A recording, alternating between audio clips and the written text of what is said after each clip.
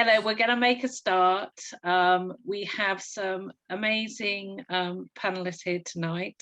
It's really good that you could all make it in your busy lives. I know what an important subject this is. So for those who don't know, my name is Jane Ring. I'm the Parent Support Officer at Look. I have a gorgeous, though she'd hate me to say that, visually impaired child who's also profoundly deaf, and she's 13.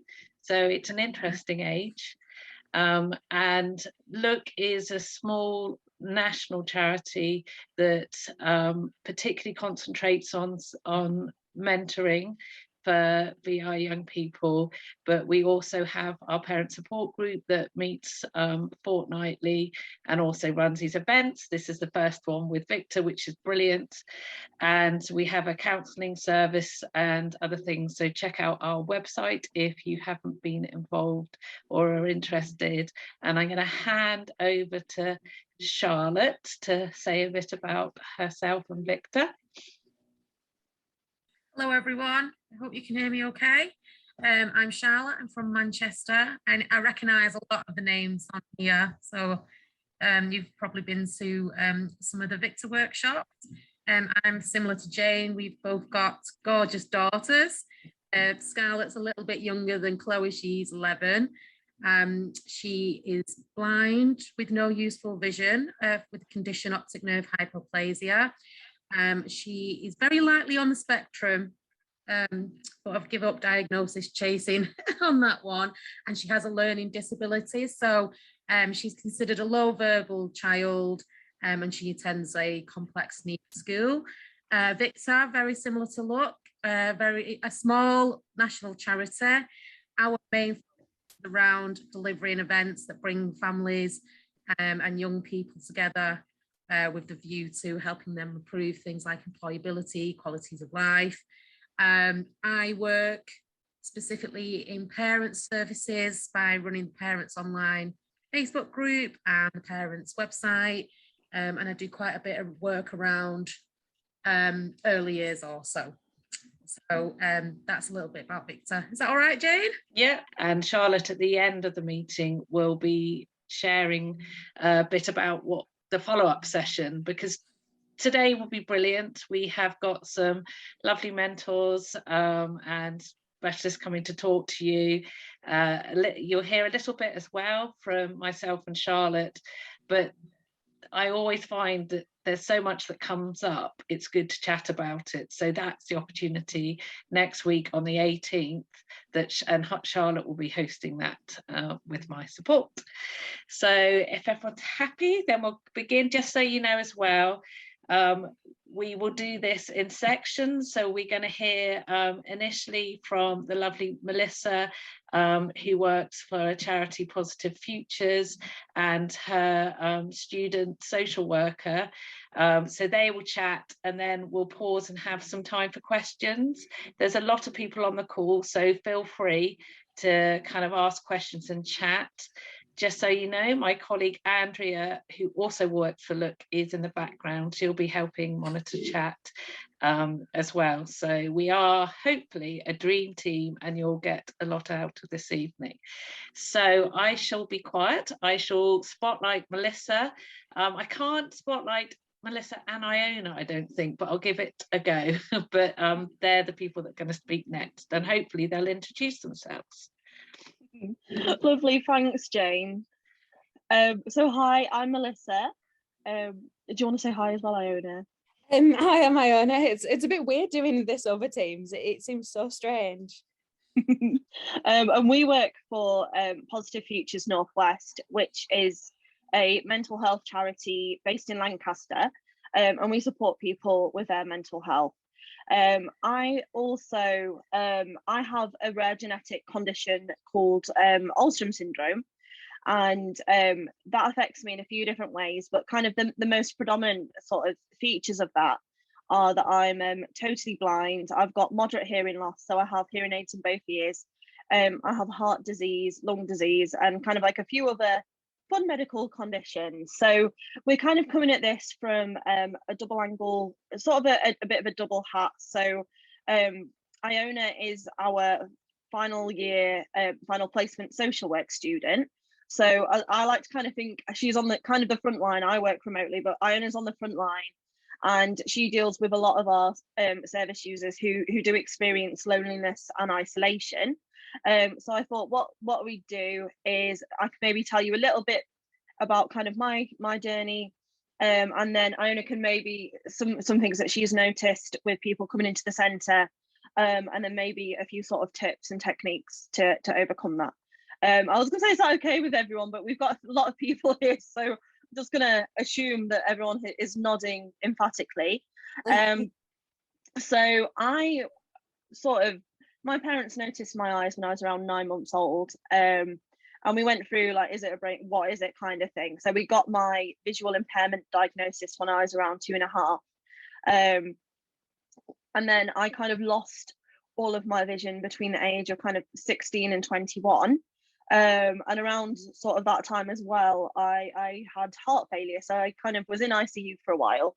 And then my cardiologist kind of noticed this link between everything that was going on and wondered if it would be Alström syndrome. So from there, we kind of did the genetic testing, and kind of years down, like a few years ago, I got my Alström diagnosis, and then I got it confirmed earlier last year. So I'm still feel quite new to it.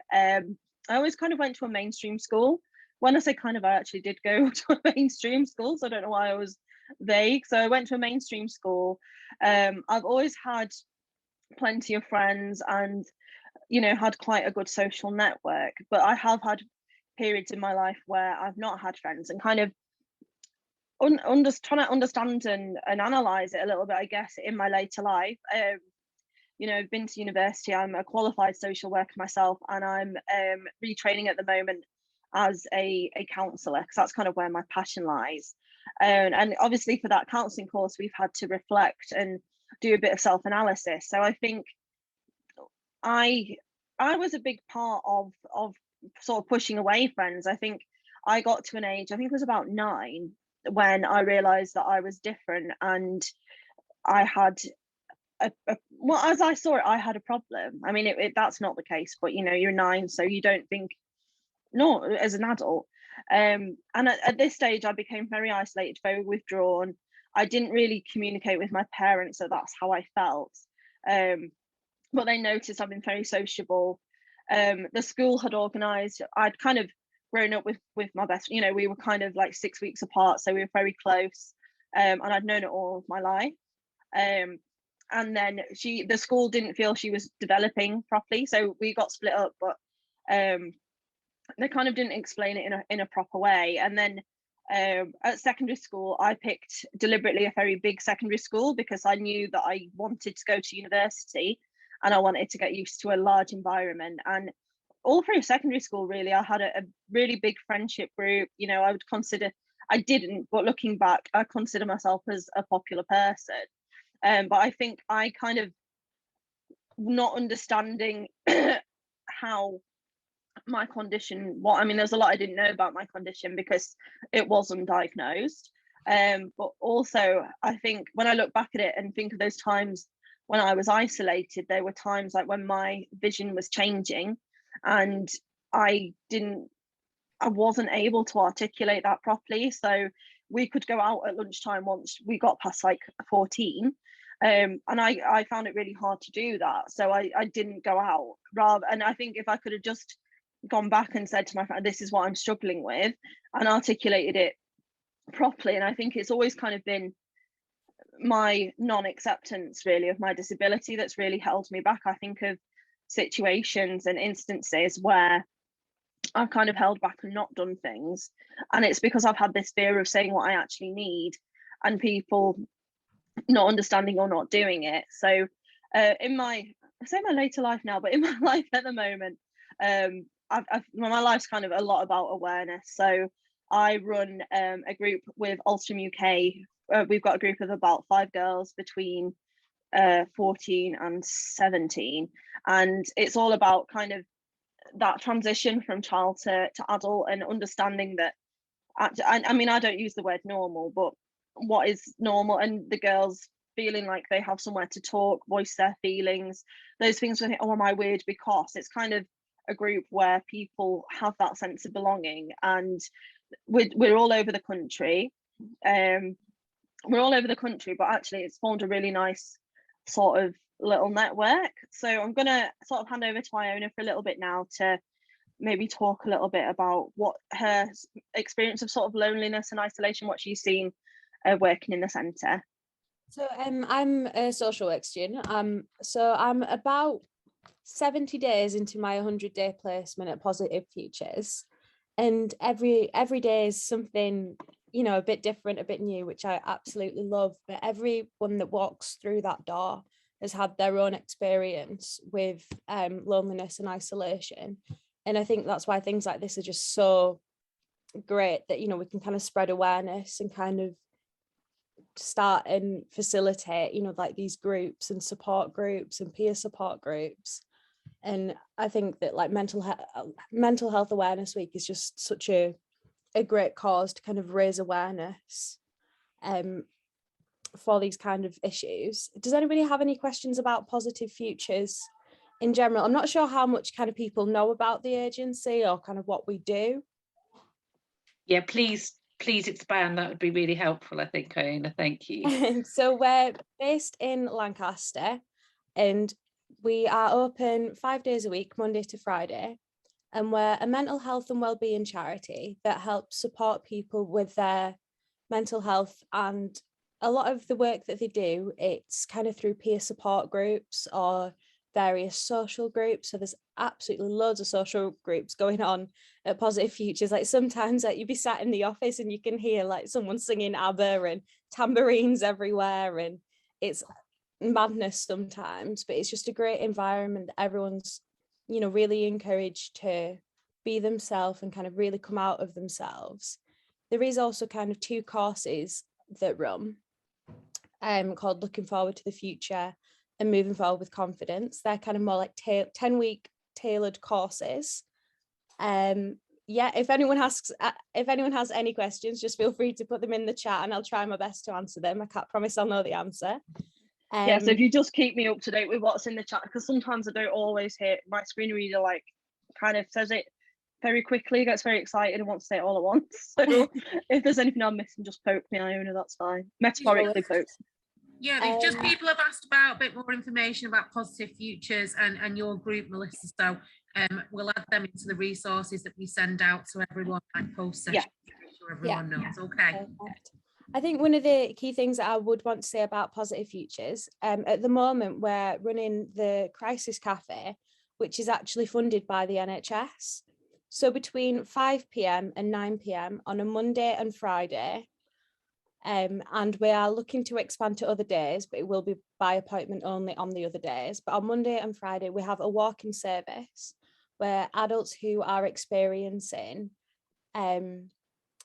kind of like mental or emotional distress have somewhere to go.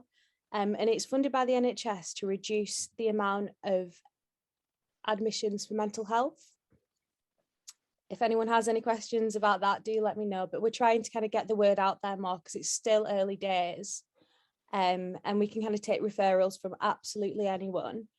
We're looking to kind of work with the police and the hospitals and as many agencies as we can, so we can support as many people as we can in Lancaster and the surrounding areas. So yeah, so we usually work with adults, so people from 18 and over, but we have worked with children in sort of specific cases. Like I don't necessarily have an age, you know, the youngest client I work with is 11, which is very young. Our group, the other group that I run with Ulstrom UK is for teenage. We've got a girl group. I'm really looking for something for boys as well, because, you know, men's mental health is an issue. I don't think there's any hiding from that. So we are looking to expand. And what we do is we meet once, it's usually once a month, it kind of as the school calendar allows.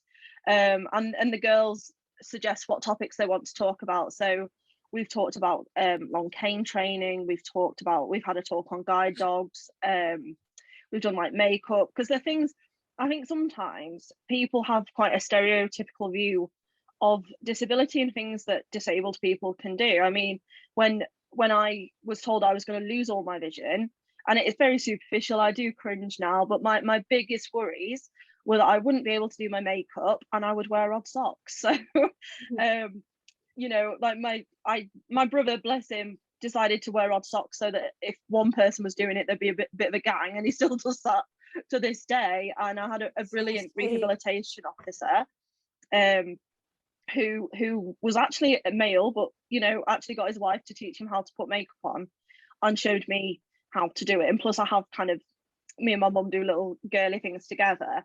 But I think one of the biggest things for me was kind of getting a handle on my self-esteem and my self-confidence, and realizing, because I think we kind of feel, you know, your blindness or your visual impairment doesn't define you, and it doesn't.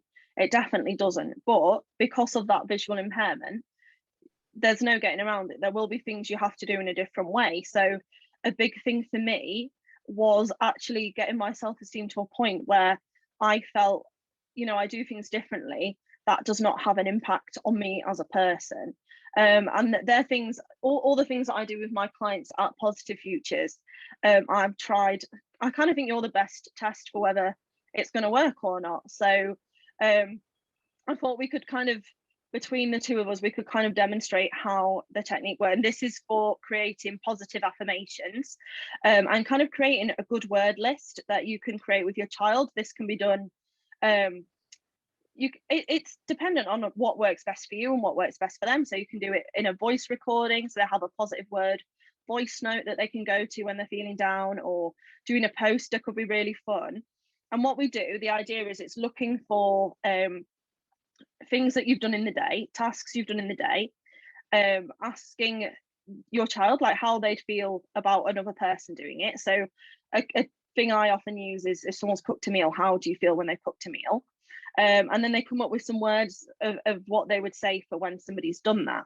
And then we transfer that then. So instead of saying a person who does this is, we transfer it over to say, I am, when I do this, I am. And then what we do over time is we come up with these words for each of these different scenarios and situations that become the bedrock of someone's personality, and they pop up again and again. So you can have this positive word list, and you say it before you go to bed and before you kind of start your day, because that's when your mind's most susceptible. But it's a really good thing to say, you know, when you're feeling down. And sometimes I call them like disabled days, where nothing goes right, where I just wish I had like an eye for 30 seconds just to do something. But then I've got my positive word list on my phone, and I read through my list out loud, and it has a really big impact on me and how I feel about myself. Because I think when I felt lonely and isolated, that has been the biggest thing. It's not how the world sees me, because when you ask people, they don't know what's happening underneath sometimes. And you know, talking to my parents, they've understood. I've been able to always talk to them, and what Jane says about that safe space, you know, my mum and dad have always been that soft place to land, or I've been able to chat to my brothers. But now I'm older, I think having like one of my closest friends has the same syndrome as me, and it's lovely just being able to pick up the phone and to have a doctor's rant with someone that absolutely gets it. So I don't know if anyone has any questions about what we've just said, or wants to kind of know about. We've also got a social anxiety workbook, which again is a little bit more meaty, and maybe it's something that a parent can digest. And there are some exercises. I think the only thing with that, again, it's not for children, but it's maybe something you can sit down and do with your child. Some of the exercises you can pad out a bit. I know Iona's done some exercise in that workbook with some of her clients. There's just something in the chat, Iona. Are you all right just to read it? I think it was from Shelley. It sounded like a question. Hi, do you I want a lot of children and teenagers have social anxiety. My daughter is 15 and feels this. I think in my experience with young people, not that I have a lot of experience with young people because I do work predominantly with adults, I think it is quite common, and especially at the moment, like the influence of social media is massive on like the mental health of young people. No, I would agree. And I think social anxiety, I think it's heightened when you can't see, because some of those things that you would check, like one of my big things is people, it's not now because I don't care, but when I was kind of growing up, it was, I wonder if people are looking at me. You know, I wonder if people are taking in my cane and thinking, oh, what's that for? Is that weird? And I think I kind of really, I created an image for myself that people would look at. So I was very, I tried to be very gothic, you know, like vibrant hair colors, like top hats, and so that if people were looking at me, they were looking at me not because I was like the blind girl, but because I was like the girl with the purple hair. But then I kind of realized this was actually it was kind of to almost protect myself in a way from like art. And you don't know that kind of thing. Sometimes it's like, oh, it can be harder, you know, forming like, is somebody smiling at you? Like I would have no idea. You know, when people are like looking at you like, oh yeah, we'd like you to join us, like I don't know that, so you miss so many cues. And I think it does really take that self-confidence and working up your self-esteem. I remember with like one of my oldest friends, I didn't like her at the beginning because she was quiet, and quiet people put me on edge because I can't see what they're doing, so I'm like, what's going on? And I remember saying to my mum, I had to go to her house, and I was like, I really don't want to go. And mum was like, why? And I was like, well, she's just so quiet. She's just so quiet. Mum was like, well, why don't you talk to her? And we had like an afternoon where we tried to play Cluedo. It didn't work because it was very inaccessible. And actually we like forced to talk to each other. And, you know, I was 10 then, I'm like 30 now, and she's still one of my closest friends. So a lot of it as well is sometimes if I know people are certain, like my brother he hates people looking at me because he's like, why are they doing it? But I think sometimes it's actually you having the confidence. And I do think sometimes if a person's not touched like by visual impairment, it's actually okay for them not to know. And I think sometimes it's actually saying, well, this isn't about, again, it is about you because they're looking at you, but it's not about you. This is actually about this mobility aid that you're using. No, they haven't seen it. And I think it's kind of taking that personality, not that personality, that personal touch away. It's kind of taking it out, looking outwards. And because I didn't use my cane properly till I went blind, and I didn't have a choice really. I used to try not to use it as often as possible. And I think it is hard. I'm not saying it's easy at all, you know, having to be kind of like a awareness campaign just by like walking to class or walking down the street.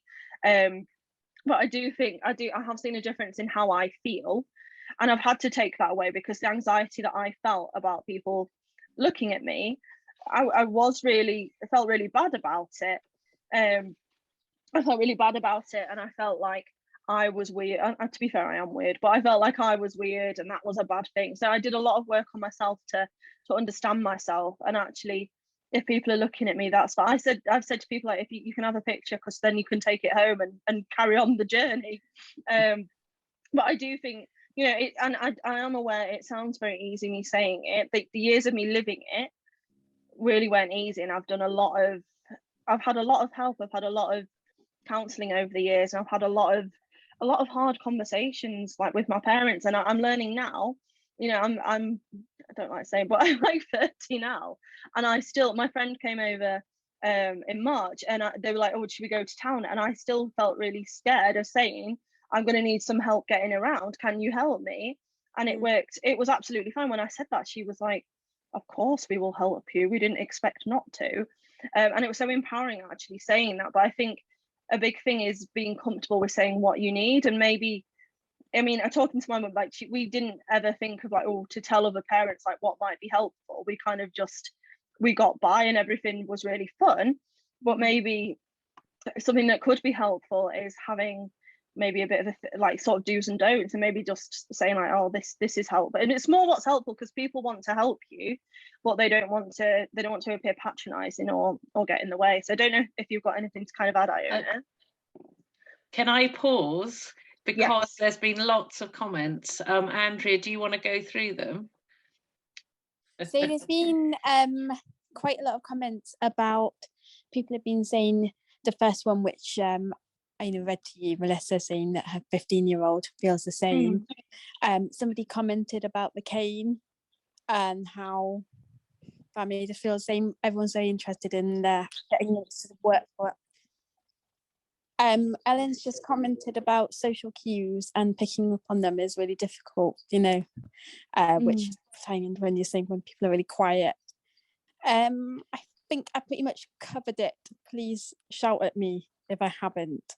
Everyone's very behind you in saying, I think I'm getting the vibe that what you're saying is quite reassuring. It's harder when your child has autism, so it's just another barrier. My daughter's also deaf, so she often misses. So she not only doesn't have the visual clues, she misses so much of conversation. So basically, it's really, really good listening. We have some other mentors to get onto, but have you got any top tips? I mean, it's been really, we need to support our children's esteem and kind of ways of working in support them with how they talk to other people.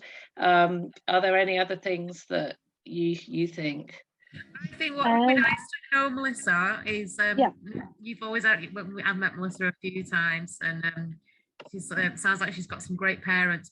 What were kind of the best things your parents did for you to kind of make you feel less lonely and make you feel a bit less anxious? Have you got any advice there for us parents? I think it would definitely be, I think it's talk to your children, understand how they're feeling. And I mean, for a lot of my mum probably knew before I told her I was upset that I was.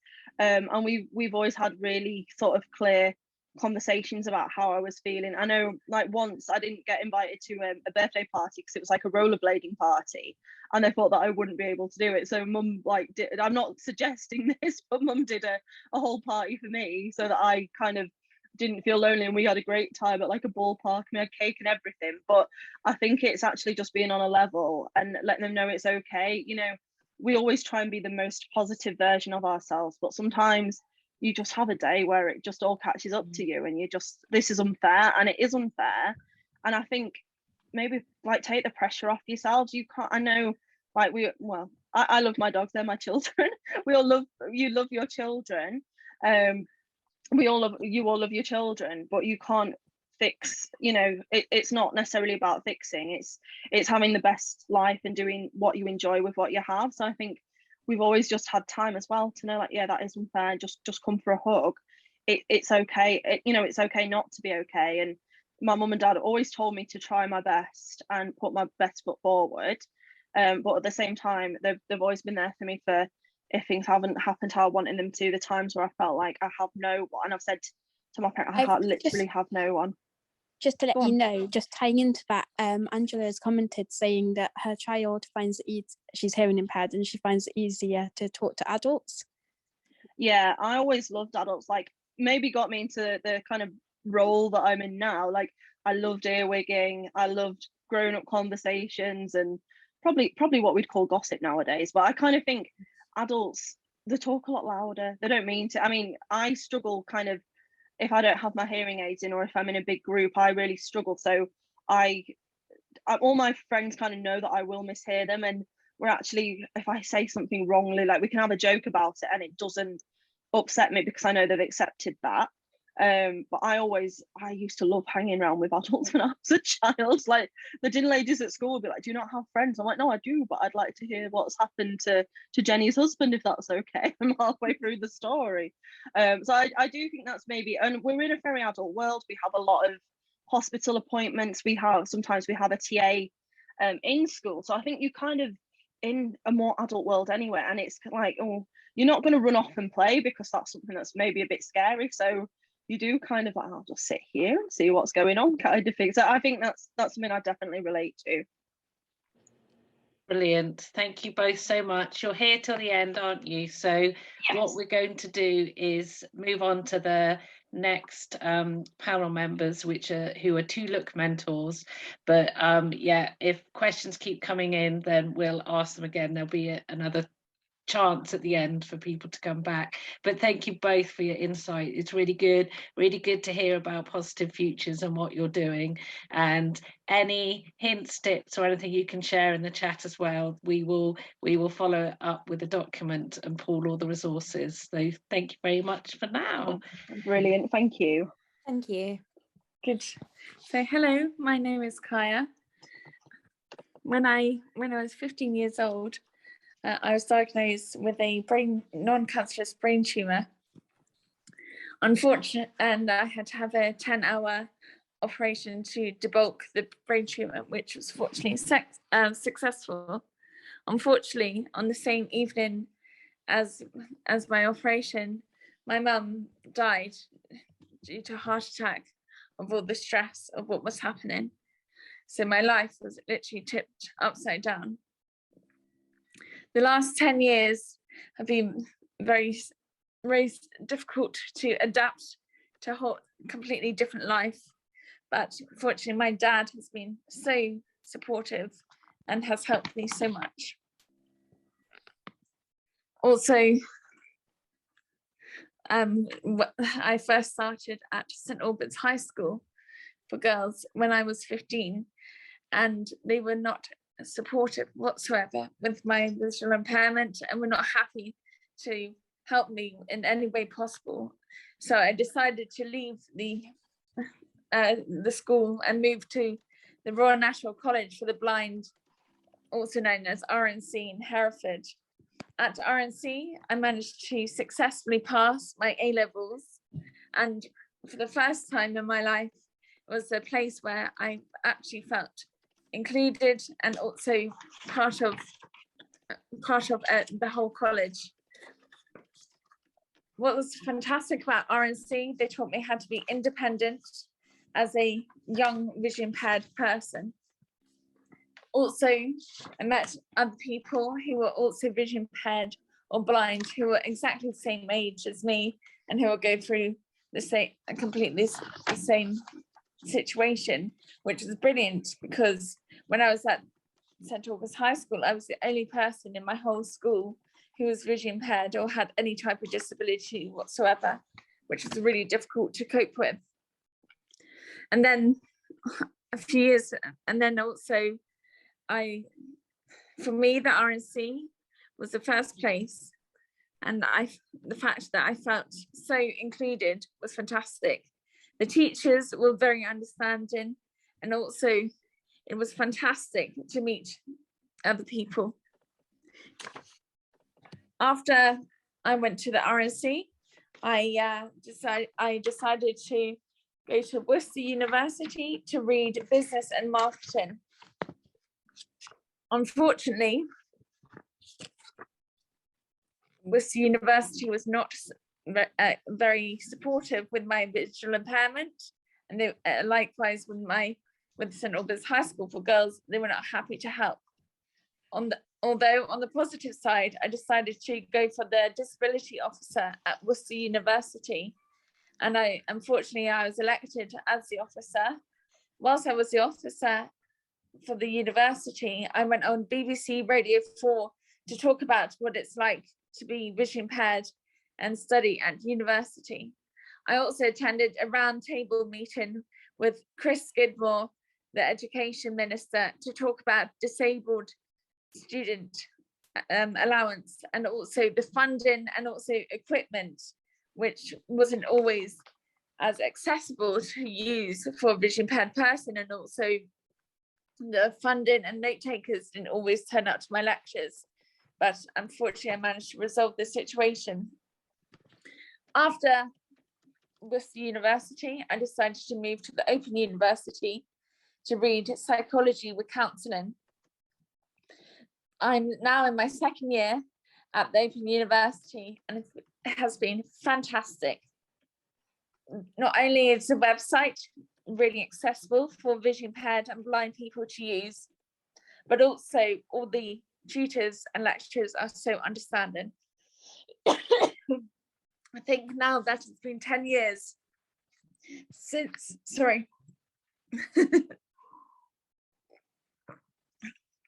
now that it's been 10 years since my operation, I can really, I need some water. Now that it's been 10 years since my operation and my mum has passed away, I can now realize that you can be happy and successful even though you have a visual impairment. Sorry about that. Thank you. Thank you so much. We'd love to hear about your connections and things as well, but we'll talk to we'll get Naz to speak, give you a chance to have some water. No, I'm fine now. I'm fine now. It's fine. Sorry about that. Don't worry, but I'm going to ask Naz to speak, and then you'll both have questions afterwards. Sure. That's okay. Yeah, cool. Thank you so much. Thank you. You are an inspiration. I hate, you know what I mean? It's just amazing where you've I'm got so sorry to. about that. Don't worry. Hi Naz, I've spotlighted you. There you go. Hi, can you hear me? Yes. Yeah, I'm not on mute again, am I? No. Okay, so hello, I'm Naz. I'm 24 and I'm from East Sussex. I got diagnosed with a condition called rod cone dystrophy when I was about 9. So basically that's like deterioration of the rods and cones, and it's progressive. So like near total night blindness, and I struggle with like my depth perception, so detail, and there's patches all across my vision, and yeah, just complex, like color vision isn't great, light sensitivity and all of that, and I didn't struggle too much in primary or secondary school, I don't think. I think my sight started getting worse when I was about 18, when I started university and I had moved out, or it just seemed like it was worse because I had to be independent and do everything for myself, and it kind of hit me there, and I didn't really get much support from my parents growing up either. I don't think they were aware of the support that was out there, or the services, so I sort of found it for myself over the past like 4 or 5 years, like with sight loss charity, got help from the council for like home adjustments, and started using a symbol cane when I was about 19 or 20, and I think at university I struggled quite a lot and I didn't get the help that I needed there, so I had to keep telling teachers to keep the lights on or turn them up, and they just forget because my disability is quite invisible in the daytime, so yeah, I think that my condition is sort of my superpower now, because I use it and all my experiences to make positive changes and improve accessibility and make places more inclusive. So I like to call myself a bit of a disability activist. So I think I've got so much to say, I don't know what to say first. There was Disability Pride Brighton, which started a few years back. I don't know if it's carrying on anymore, but I did like public speaking there. I spoke on BBC Radio about visual impairment also, and I'm continuing to pursue my volunteering stuff in like my disability advocacy, and like I said, making things more accessible and campaigning for change by using what I have been through. But yeah, shall I speak about the isolation and connection thing and the parents thing? I don't know what to go for next. All of those would be good. So yeah, how have you dealt with your feelings of isolation and at times, and like self-worth? And yeah, so I think loneliness is something that we all maybe struggle with, and I think that's like something that maybe secretly connects us as well, even though it can be quite painful. And yeah, I definitely struggled a lot with depression and anxiety in the past, especially when I was about 18. I sort of found myself through a more spiritual route, like with yoga and spirituality and like Buddhist teachings and stuff. And also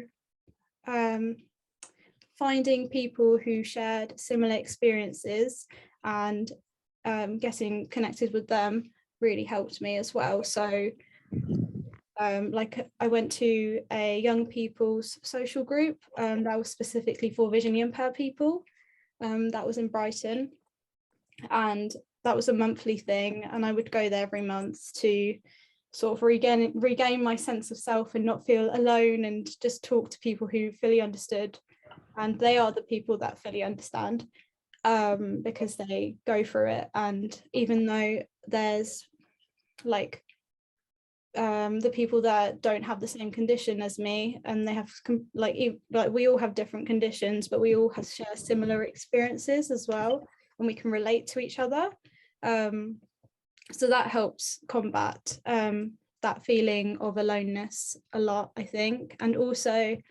finding a role model is really useful. I don't know if any of you have heard of Molly Burke on YouTube.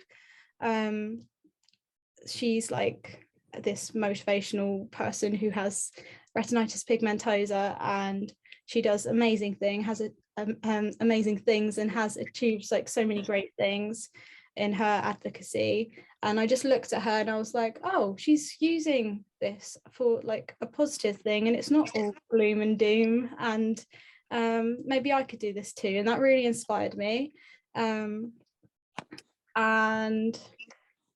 there was one more thing, I think I wrote it down.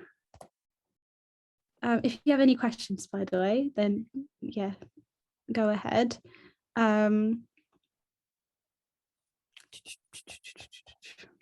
was also going to talk about the parenting thing. Yeah, do, because we that's why we want to know how to support well, our children. I can't find my notes, but so I think I just want to say first of all that, like, I'm guessing a lot of people on here are parents, and that's in itself, that's like a great step forward, to be involved and listening to people on here, because that means that you want to help your child and support them. So that's really nice to sort of experience that there are parents that want to do that.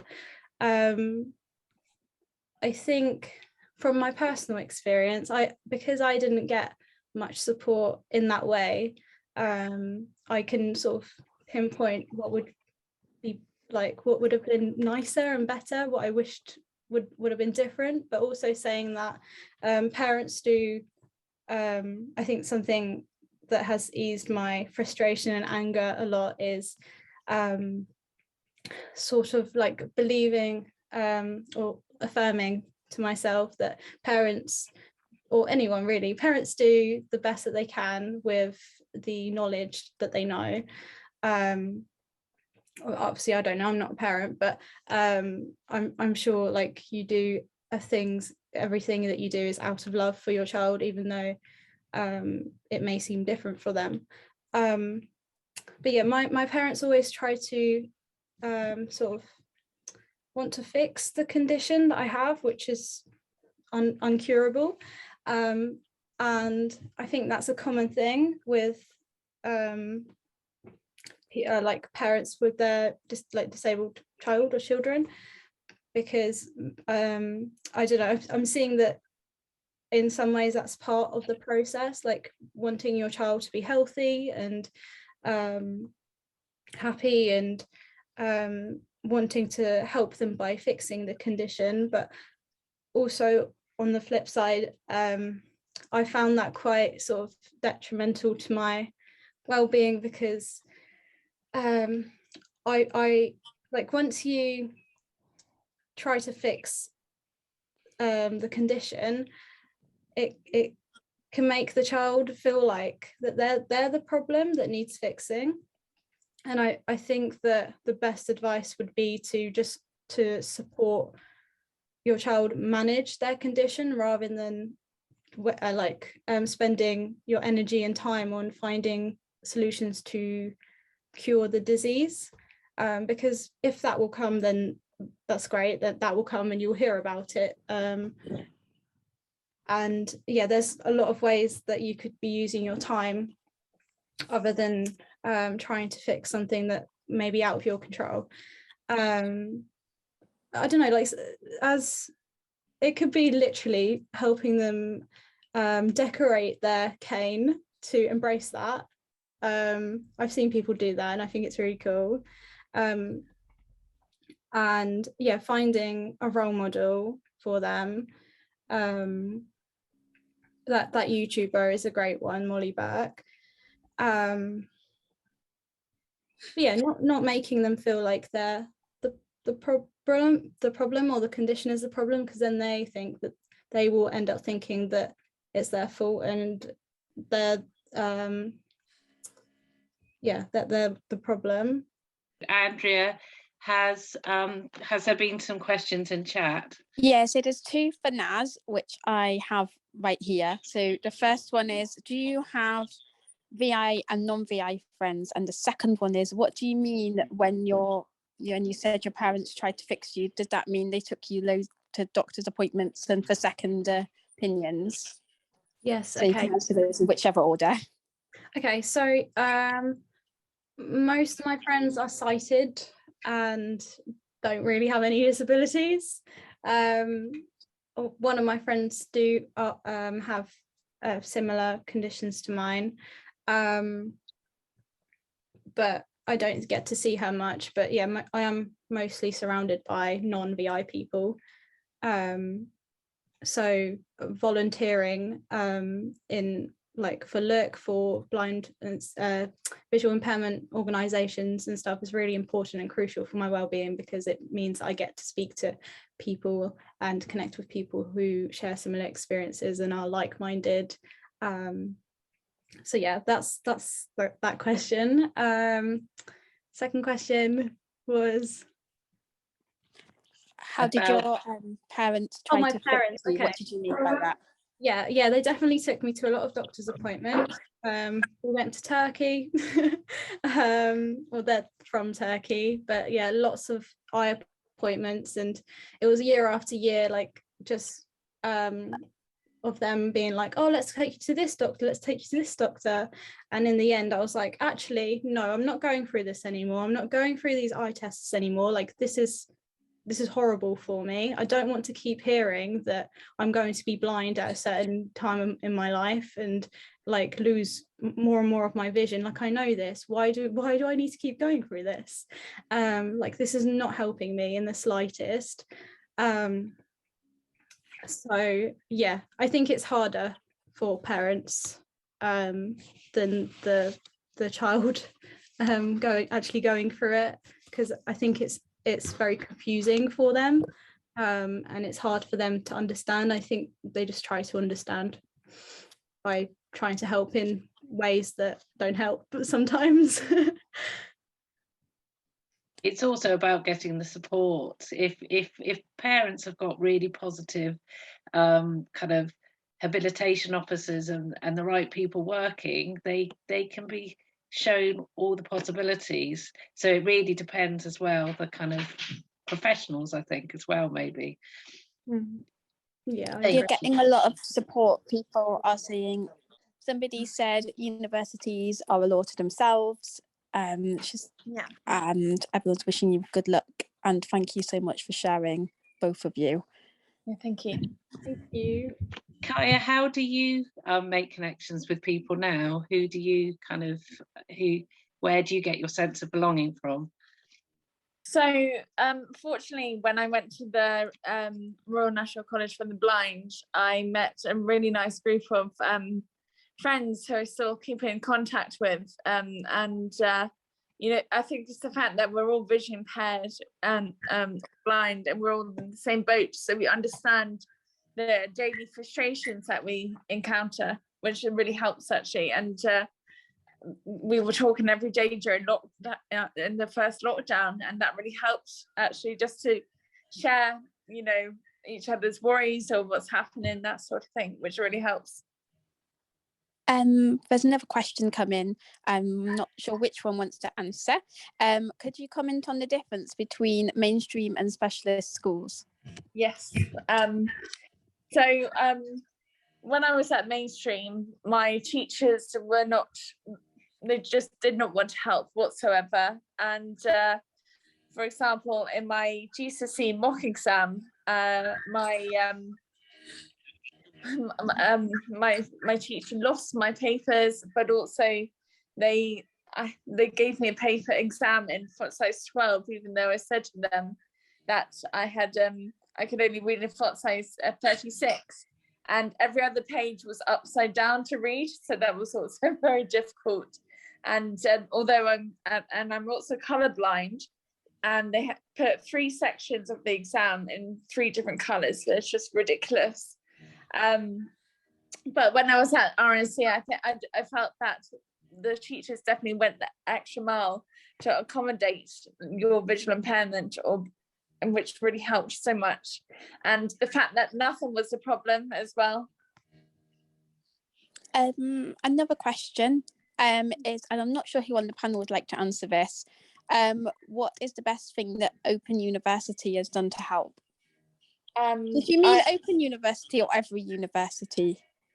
So for example, when I was at Worcester University, when you handed in your assignment, you press the submit button, it didn't load onto another page, and you didn't receive an email or anything like that. The difference is with Open University, when you press submit, then loads on saying your assignment has successfully been uploaded, and you receive an email. But also, I think it's just a personal touch. Like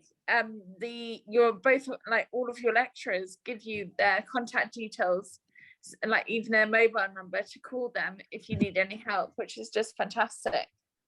I think again, it's the personal touch which just helps so much, and it's that they actually want to help as well. Whilst in mainstream university, my experience at Worcester was the complete opposite. I've got something to add as like a don't do or something to parents. So it just popped up. I hadn't written this down, but I think encouragement to your child is very important in terms of like letting them do what they want to do. So that's coming from where my parents didn't let me go on like school trips, or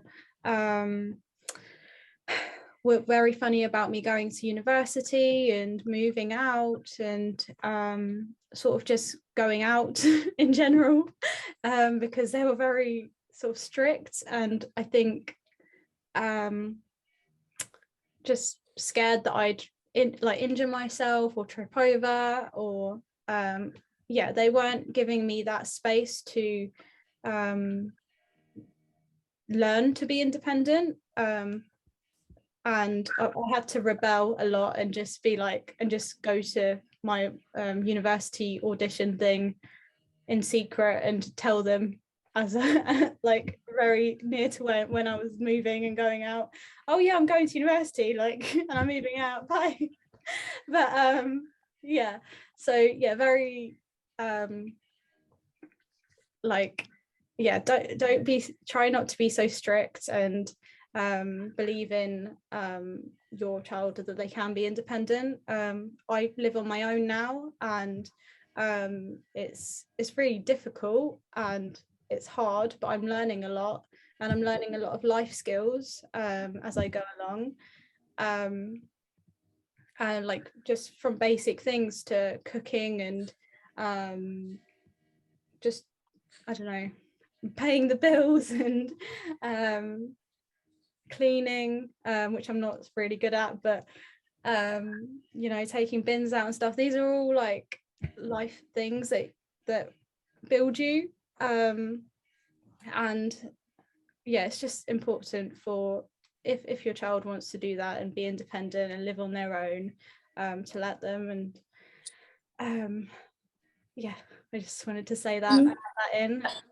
I think it's also really important to try to be positive with your child, because I mean, it's very stressful becoming vision impaired or being vision impaired or blind from birth. So try to be as positive as possible, because you know that there are moments in everyone's life where you have some that, you know, very negative days, but things like we will get through this, I think really helps. And my dad, I mean, was fantastic. He really helped me, and he was really positive, so that really helped me.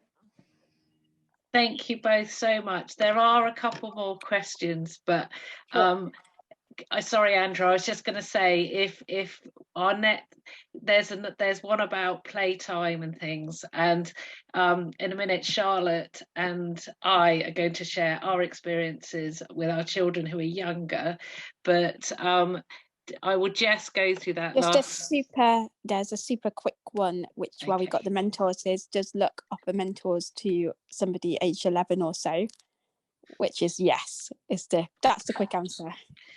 Yeah, the mentor scheme is, I highly recommend it. It's how my daughter has grown in confidence.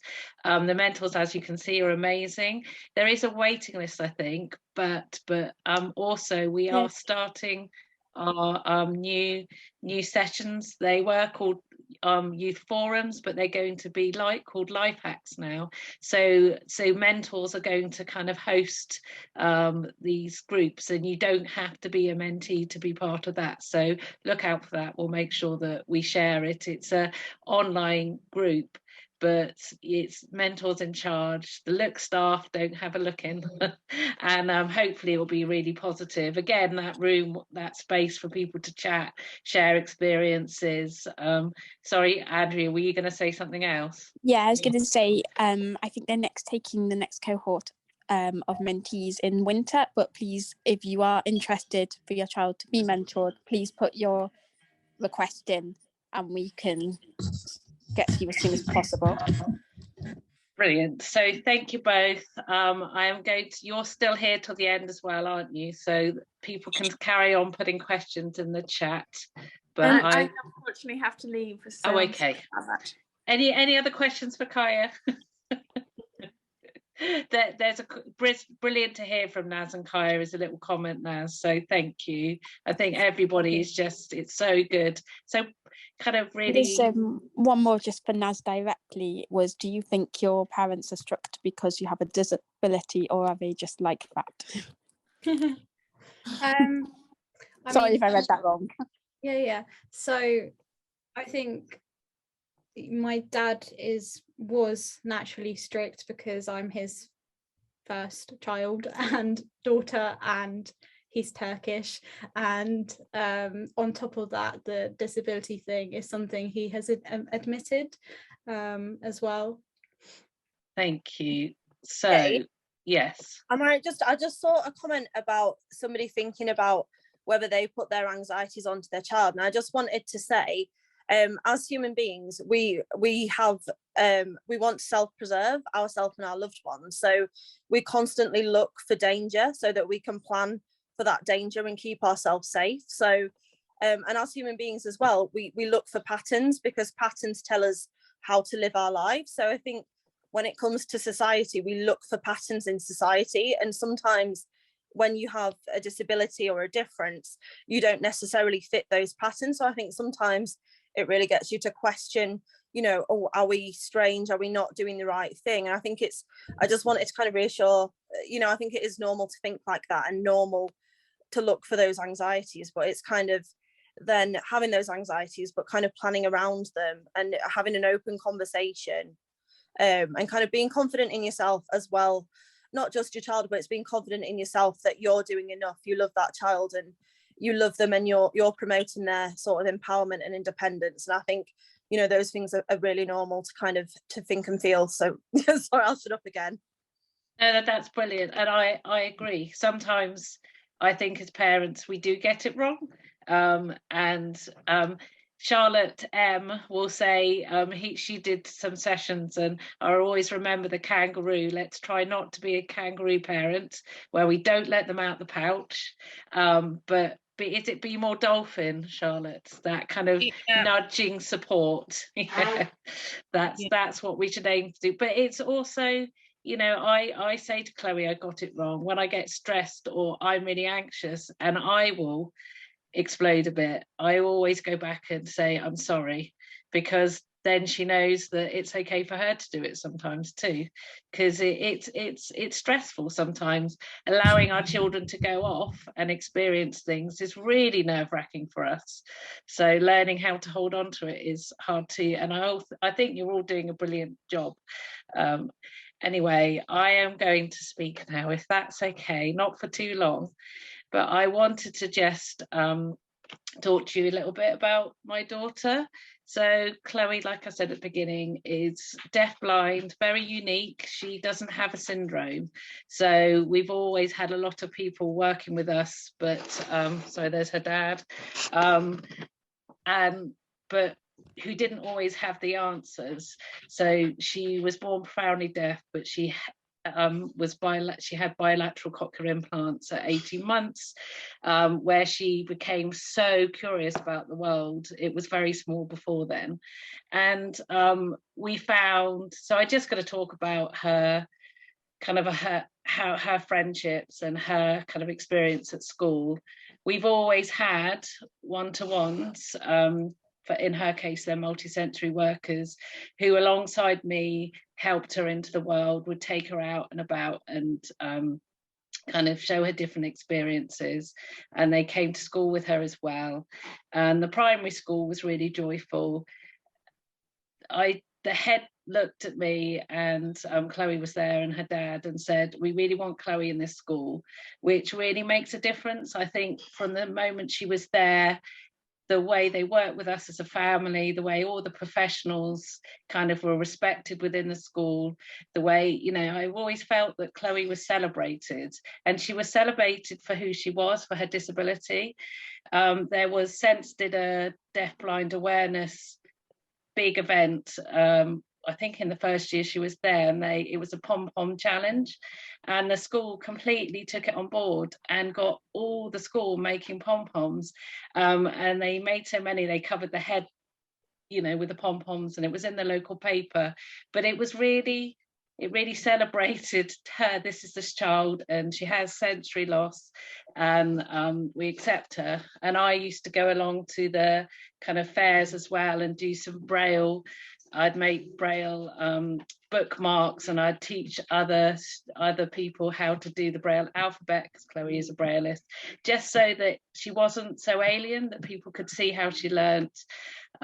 We did things like, we changed the sports day, because the first year was totally inaccessible and awful, and I had a very good Senko. I went and said, look, was really hard, and she asked me how we could change it, and that really made a difference, because then Chloe could be part of the school. She did feel she belonged in the school. There were really challenging things. Lunchtime was impossible. She couldn't see her friends. They all flitted in and out. It was really noisy. So they had a quiet club. It was like a cafe, and she chose 2 or 3 friends to go with her. And the friends, I think, felt important, and Chloe had the chance to actually have a conversation over lunch rather than just shut down, which is what she'd do otherwise. So yeah, there were so many things that they kind of put in place that made her feel like she was part of the school. Even on trips, her one-to-one, you know, she did everything. It wasn't always easy. The residential was quite tricky. You know, cochlear implants going missing. They did terrify her by putting her in a kayak in really choppy water. But generally, I couldn't have asked for any more, really. But secondary school, as I'm sure a lot of you have experienced, has been a lot harder, I think, because suddenly they don't want their TAs with them. They feel embarrassed that they have adults. And that's fine. Chloe was really clear. She didn't want them at break or lunchtime, but at the same time, she couldn't find her friends, and she would just shut down and sit on her own outside in the cold. So we found a room for her, and it's on her educational healthcare plan now, that there's a safe space found every year, where a group of her friends could go, and they limit the numbers, because if it's too big, Chloe still has no chance of following conversation, but at least she's part of it. So that, again, was a really, really helpful thing to help her social kind of navigation.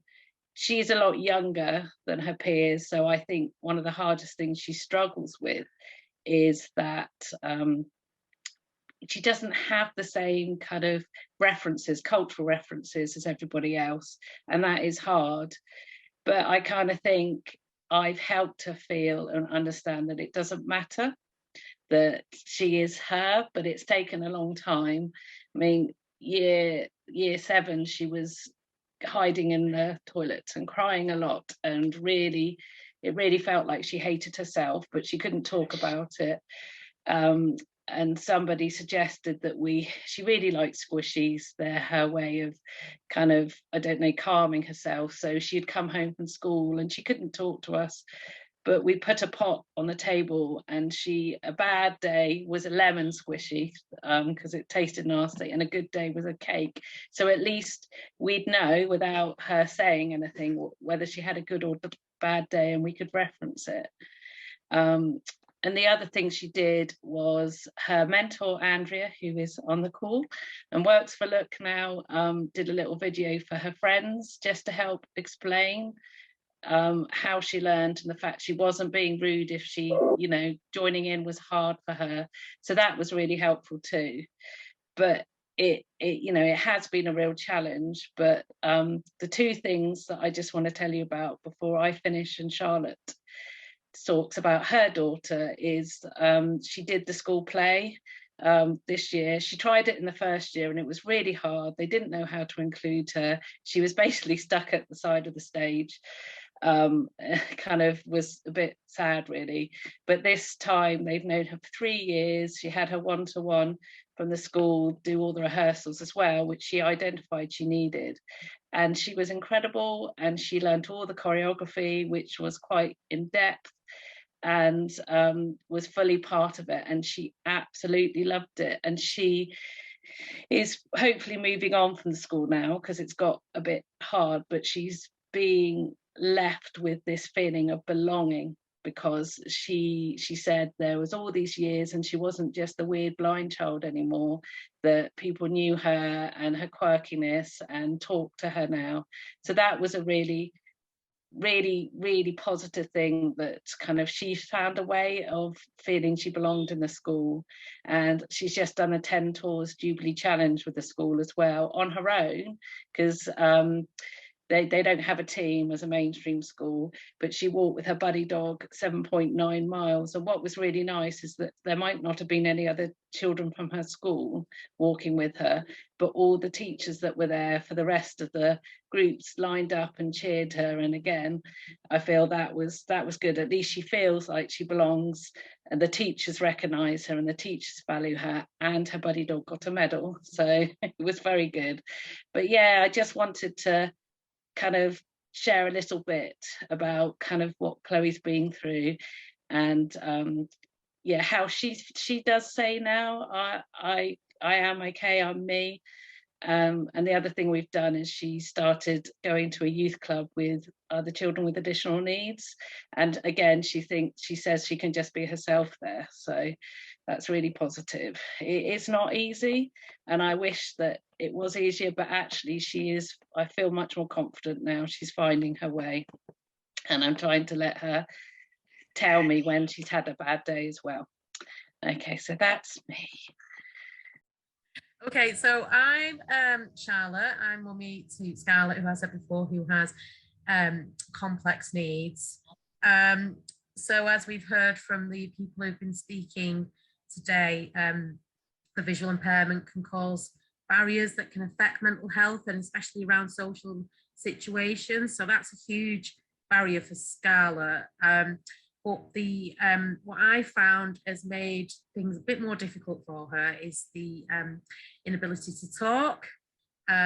She's actually learning more and more words every day. The new one at the minute is no, which is quite a useful word. You get no everything, no fun, no farm, no walk, no school. But she will never have, she's never expected to have, and I'm at peace with that, a conversational type language. So she kind of just coexists next to her peers, which is fine. And I think a lot of the children are very similar to her in that school.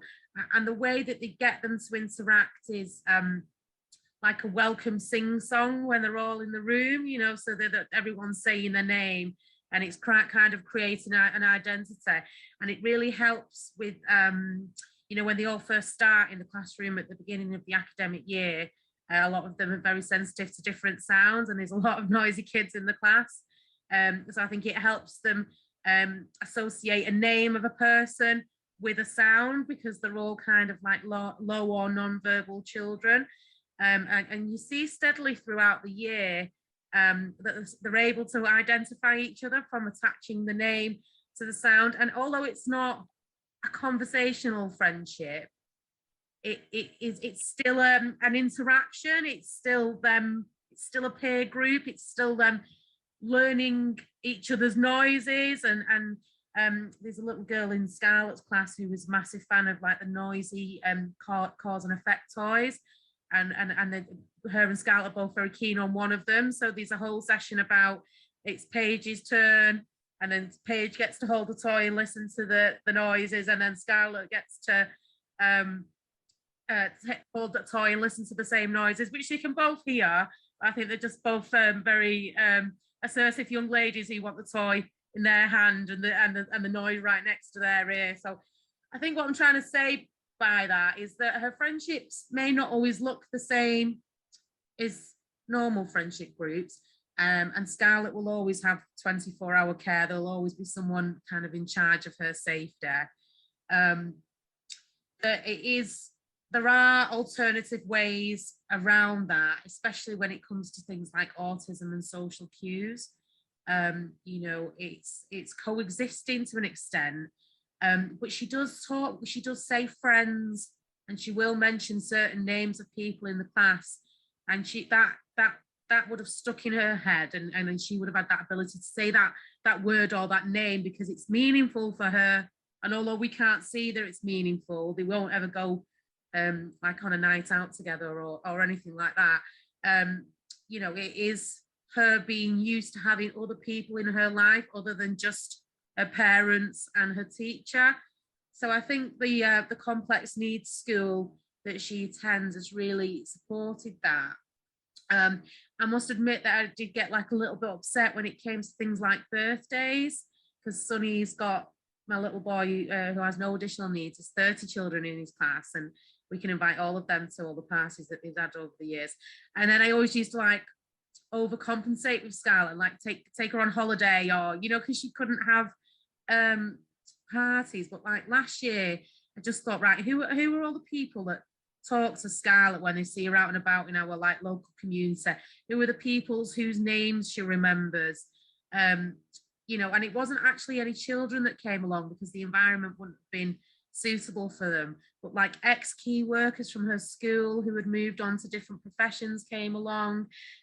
She really likes karaoke night, and there's a couple of people at karaoke night that always make a real effort, and she'll go and sit on their knee, and although she doesn't have a conversation. So I just invited all kind of like random people like that, really, but it was a brilliant party. And I actually thought, this is like Scarlett's tribe. These are people that Scarlett knows, and they've made the effort to interact with her. So yeah, I don't feel so bad about birthday parties anymore. What was a big changing thing for Scarlett was the change in her care package, because I was concerned that Scarlett would just be mum, school, mum, school, mum, school. But now she has short breaks access. Goes to that one night a week, 52 weeks of the year, which was amazing for me to get and very expensive. But she just goes and hangs out with her here in that house, and she goes out with the carers, and no, they're not sitting and chatting, but it's a sighted 12-year-old girl would go and hang around at her friend's house and have an evening with her. I just wanted to be able to do Scarlett's version of that. And she really enjoys it. And I'm also mindful as well that I'm really keen for her to live independently when she's older. And I think putting her into that short breaks overnight environment will be a good way to create the stepping stones that she'll probably be more likely to go into like a supported living arrangement if she's used to sharing a living space with someone else, so that when she does move into somewhere, it would be more like like a small house share rather than just an apartment on her own, because that I know she'd always have a carer there with her, but that frightens me, that it would just be Scarlett and whatever carer was working with her at that time. So the short breaks is really important. We've got that in place, and I'm hoping that we'll be able to increase the nights as she kind of gets to her late teen years, so that when she does go into independent living at 25, that she's just so used to it, it'll be second nature, and she will be able to create a house around her of people who she knows and is happy to spend time with. So it's more like a fun house share rather than a supported living environment, I suppose.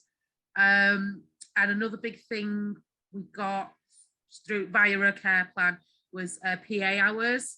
And I was very lucky because I think the PA would do it for free, to be honest. She bit my hand off for the role of supporting Scarlett in that way. And they go out and have their night out, and they go and do something lovely, and Scarlett knows her name, and she's always known it. She's an ex-key worker from Scarlett's school who got in touch via social media, and they've got this lovely friendship now. It's like an employee.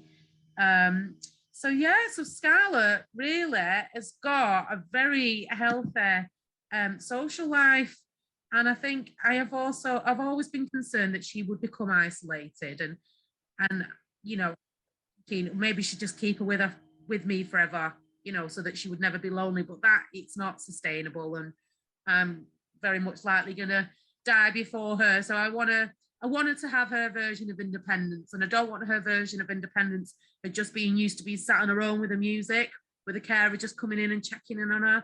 I wanted to have a full life with plenty of access to opportunities.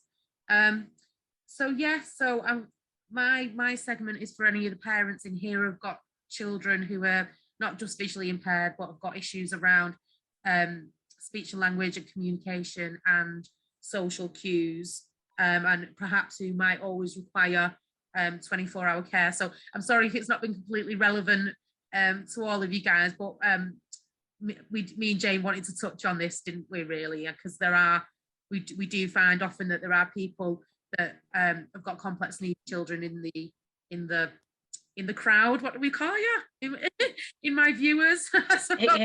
in our community. Yeah, in our community. So I wanted to touch on that, and I read one of the comments earlier about the yard and the children. I would, if that was me, and I know I've not had to face it because Scarlett is in this protective specialist education bubble, but I would say, and what I did for my little boy, because he was experiencing some embarrassment around people staring at his sister, I went and did some awareness development within the school, and I also did it at his beaver troop, and I got them quite young, and I got them to kind of understand what visual impairment is, why they use canes, what Braille is, and I spoke to them about what it's like when people stare and how it can make people feel uncomfortable. So I would say to that comment about people being concerned about, their child getting included in the yard was, October's a perfect time for it, because it's Blindness Awareness Month, and it should really be in the curriculum anyway, that there is a session, especially in primary school, covered with that. And I'd be happy to show the resource for the sessions that I've run previously. But yeah, I think sometimes you do have to go to the school and just say this is happening, and I think this will help, because sometimes you don't really know how to help, and and friendships don't always have to go two ways, and you don't always have to like someone, and you don't always have to like someone back. So it's kind of forcing a friendship, I suppose, and it can be quite difficult then if the people have felt like they're made to look after this other person. But I think awareness days are a really subtle way of letting children, especially who are part of their school community, and a greater understanding for how visual impairment affects them, is a good way to do that. So if anyone is experiencing that, I would want some advice around awareness sessions and approaching schools about including stuff in the curriculum around visual impairment. I'd be happy to help with that. getting very conscious. I'm talking at the end of the session. No, it's really good. It's true. Yeah, so I think letting the school know and talking to them about good inclusion. One of the things that we've put in the resources is kind of having trained kind of people at playtime, because actually if they don't understand what your child needs, because there needs to be instigation, and when they're younger, very much that's what Chloe's TAs used to do. They would help her engage with other people. They would set up ball games, it was more on Chloe's terms. But if your child doesn't have one-to-one at playtime or lunchtime, then making sure that there's always people kind of supervising, that they have some understanding, and that's really key. So training for teachers and also training for the young people, awareness, understanding, and look also offers that to schools wherever we can. So yeah, between us there's hopefully some useful tips there. There's been a message in the chat. I'm not sure if she's still here, because I think she left. She might come back in. A mother of a 15-year-old daughter is finding that the provision of education is having an effect on her daughter's mental health.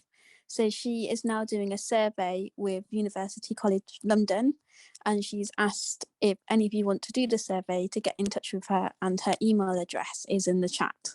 We'll make sure we share that as well. Yeah, we will take it. But I don't know if any panel members have got any reflections, Melissa? It's been really, really interesting hearing what everyone has to say. And I think the main thing that I'd say is about not being a parent, but being a child, and seeing how Hawaiian has just put in the chat our social anxiety work. Thank you. Just moving off my screen because it rabbits in my own, it confuses me. But she's just posted the social anxiety workbook in the chat, and that's something that we use with our clients. But I think, being a child and actually having supportive parents that I know not everyone's sort of had, I think it's really important as well from the parent. And I rabbit on about this quite a lot. I know Charlotte's already heard about it. But, it's about compassion fatigue and about burnout as well. And I think we're all susceptible to that. But I think, when everyone's caring as much as they do, and I think maybe sometimes, certainly I've seen my parents really fight for me in education and fight for me through, to empower me to be able to have these conversations with kind of disability services at my university to make sure I got exactly what I needed. I think it's just to sort of warn parents about compassion fatigue and burnout, and make sure while you're doing this amazing job for all your children that you have time to take your parent hat off, because I can't imagine how exhausting that must be, having that level of care and that level of anxiety for your child. So I think it's really important to remember as well, before you were mum, like you were Jane and Charlotte, and I think it's really important to make sure that you have those times as well, because although like your child's identity is really important, they need to see as well that you can have time out, you can have time for yourself, and that's okay. That doesn't impact. So I think for me, I think that's kind of the one thing we've not touched on, is actually really take care of yourselves and show that self-love, the best thing for, I think when we're young especially, is to see that self-love starts at home. Love starts with you. And I think maybe, sort of reflecting that for your children is really important. Thank you. That was a really good point, Melissa, actually. But I think we forget, and I think, we have so many hats, we all have so many hats. And I think having you can just have that you hat and take a bit of time out before, because I'm really conscious that if we live with anxiety for a long time, that can develop into like anxiety stress disorder. And then if you don't take care of you, we always say you can't pour from an empty cup. And I think it's really important that you all take time out and fill up your cups, go to that water fountain and fill it back up. Do I absolutely agree. I started this group partly because I wanted to have that connection with other parent carers with visually impaired children and build a community. And I really enjoy, being able to listen and share these experiences and give is really key too. But absolutely, every parent that comes to the group needs to look after themselves. And Charlotte and I, next week, Charlotte, we're going to talk, and we'd love anybody who can to come to the session, and Charlotte will send a link to the Zoom meeting. But also let's talk about how we look after our own mental health as part of it, because I think that, you know, we're having a follow-up session, let's include our own mental health in it as well. I think that will be important. Yeah, so because I know as a parent I've experienced isolation, just because unless I talk to you guys, there's not really anyone else in my world who have children with disabilities. So this is why I find these sessions so important, and this is why I was absolutely mental on going every single event up and down the country. When Scarlett was first diagnosed, it was just something that I did to reach out, and it did really help me. So I'm glad that these things still exist. I know obviously Vic's a lot of events for parents to connect, and I'm doing some stuff with different organisations around early years work as well. So yeah, if you could join us next week for the follow-up session, we could discuss a little bit of that if people wanted to. Well, I always offer these up, but I think people are that concerned and worried more about their children, that they're less concerned about their own mental health. But I think it's really important that you look after yourself before you can someone else. Because I know when I'm stressed and anxious, I'm a bit of a rubbish mum. So yeah. There are a few more comments coming in. I realise I have said that it'd go on till 9:30. We are going to finish early, which is good. I forgot to mention that the British Blind cricket team ended up having a practice this evening, so I'm sorry they're not here, but we're going to get some kind of input from them through different means, maybe even video them so that we can send that on to you afterwards. Andrea, is there anything that we can mention before? Naz has put in the chat that yoga is really good for mental health, and I just going to say Naz is vision impaired, as we know, and she's training to be a yoga coach. Definitely check that out. And somebody else commented, do we find that girls engage more with look services, or do you find that girls are okay in their own friendship groups? I don't know. What do you think? I think it's mixed. Yeah. But we can get back to you on that one because it's a great question. We're hoping to have as a kind of combined look event. We can't run the Look Fest this year because there's been so many changes, but we're going to have a family wellbeing weekend towards the end of the year, so I'll make sure everyone knows about it, because it's for all of us, for our young people to meet and be connected, to meet mentors and to have fun with them, but for us as well as parent carers to get together and have fun, and also look into, maybe Naz can do some yoga for us, but that's something to look forward to as well. I know there was another question, but I think we're running out of time. I shall end it now. Thank you, Andrea, for your support with the chat. And everyone else, you're a star. Thank you. Take care, everyone. Lovely to meet you. You too. Bye. Bye.